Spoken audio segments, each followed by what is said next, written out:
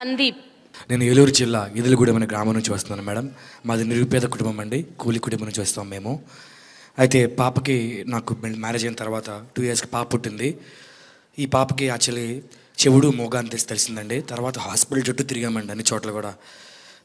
చాలా పేదరికంగా ఉండడం వల్ల ఏమైందంటే అసలు ఏం చేయాలో అర్థం కాలేదు. తండ్రిగా నేను పూర్తిగా కోల్పోయానండి, ధైర్యం కోల్పోయాను. నాకేంటి ఇట్లా జరిగింది, నాకేంటి ప్రాబ్లం అని డల్ అయిపోయినప్పుడు ఏమైందంటే అండి, వెంటనే ఆరోగ్యశ్రీ వాళ్ళు వెంటనే కలిసి దిగులు పడాల్సిన అవసరం లేదు, మన ప్రభుత్వం మనకుంది, మన జగన్ మనకు తోడుగా ఉన్నాడు, ఆయన నీకు ప్రామిస్ చేశాడు, ఓకే నేనున్నాను, నేను విన్నానని చెప్పుకుందామని చెప్పేసి వెంటనే వాళ్ళు ఎక్కడ మన గుంటూరులోనే హాస్పిటల్ ఉంటుంది, అక్కడ ఆపరేషన్ చేస్తారు, ఏమాత్రం దిగులు పడాల్సిన అవసరం లేదు అని మమ్మల్ని లీడ్ చేశారండి. నేను హాస్పిటల్కి వెళ్ళినప్పుడు కూడా చాలా భయంగానే వెళ్ళాను. గవర్నమెంట్ నుంచి వెళ్తున్నాము, ఏదేమో పెద్ద ప్రైవేట్ హాస్పిటల్, మమ్మల్ని సరిగ్గా ట్రీట్ చేస్తారా లేదా నాకు భయంగానే ఉంది.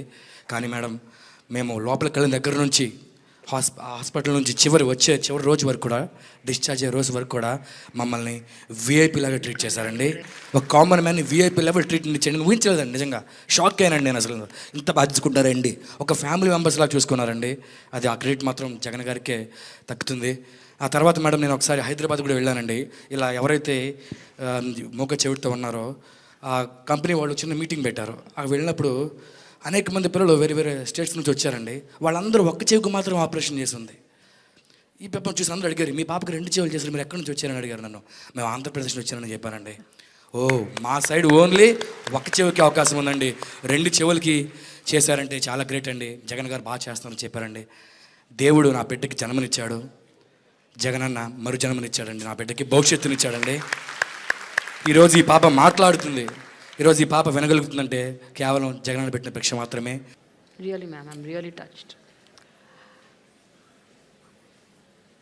ఒక ముందు చూపు, తపన, వాళ్ళ కష్టాన్ని తన కష్టంలాగా ఒక ముఖ్యమంత్రి స్థాయిలో ఉన్నటువంటి వ్యక్తి భావించి అడుగులు ముందుకేస్తే ఎలా ఉంటుందో రైట్ నౌ ఈ ఇన్సిడెంట్ మా చెప్పినటువంటి ఎగ్జాంపుల్ ఏదైతే ఉందో, she could listen and she could here.